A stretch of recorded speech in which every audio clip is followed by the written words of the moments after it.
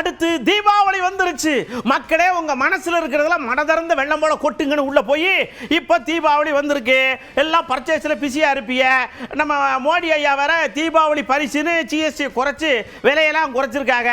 என்னென்ன விலை குறைஞ்சிச்சு, என்னென்ன வாங்குனீங்க, இன்னும் என்னென்ன வாங்கலாம்னு பிளான் பண்ணிருக்கீங்க? வாங்க மலமலர் உங்க லிஸ்ட் எடுத்து சொல்லுங்கன்னு சொன்னா ஒருத்தர் இவ்வளவு நீளத்துக்கு லிஸ்ட் சொல்றாருங்க. நகை வாங்கணும்னு ஐடியா இருக்கு, ஆனா இருக்கிற விலைவாசி உயர்ல ஜிஎஸ்டி இதுல வாங்குறது கொஞ்சம் யோசனையா இருக்கு. தங்க நகைலாம் எப்போ வாங்குறது? 1 லட்சம் இது என்னத்த வாங்குறது? நகை ரேட்டு தான் உங்களுக்கு தெரியாது இல்ல, 1,20,000 போயிடுச்சு நகை ரேட்டு.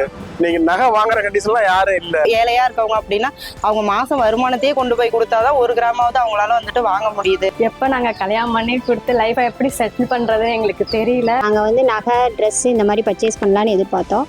ஆனால் இப்போ நகை போகிற விலையை பார்த்தா அதெல்லாம் பண்ண முடியாது. அதனால் ட்ரெஸ் மட்டும் பர்ச்சேஸ் பண்ணிட்டு வந்தோம். வீட்டுக்கு தேவையான சில திங்ஸ் பர்ச்சேஸ் பண்ணோம். ஜுவல்ஸ் கம்மி பண்ணால் எங்களுக்கு ரொம்ப நல்லா இருக்கும். ஏன்னா டே பை டே பார்த்தீங்கன்னா ஜுவல்ஸோட ரேட் பார்த்தீங்கன்னா கூடிக்கிட்டே இருக்கு.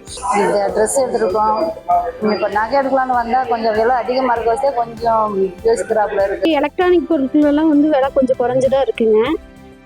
இப்போ எல்லாருமே தீபாவளி போனஸ் வாங்குறதுனால கன்ஃபார்மாக எலக்ட்ரானிக் பொருள் எல்லாம் வாங்குவாங்க. இப்போ ஏசி பார்க்கறதுக்கு வந்திருக்கேன். ஸோ இதுக்கு முன்னாடி பார்த்தீங்கன்னா ஒரு 45,000 அந்த மாதிரி இருந்துச்சு. இப்போ ஜிஎஸ்டி குறைஞ்சதுனால பார்த்தீங்கன்னா நம்மளுக்கு இந்த 38,000-37,000 சம்திங் வந்துருக்கு. எடுக்கிற டிவி பார்த்தீங்கன்னா 14,000 குறைஞ்சிருக்குது.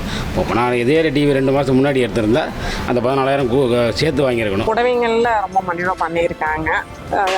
ஜென்ஸு டிஷர்ட், பேண்ட் ஷர்ட் இந்த மாதிரியானதுலையுமே மலிவாக பண்ணியிருக்காங்க. ஏபிஎன்ல நல்லா இருக்கும். குடும்பத்துக்கு ஒரு 4 பேர் இருக்கும்போது அவங்களுக்கு துணி எடுக்கும்போதே அது 6,000 ரூபா 7,000 ரூபா ஆயிருதுங்க.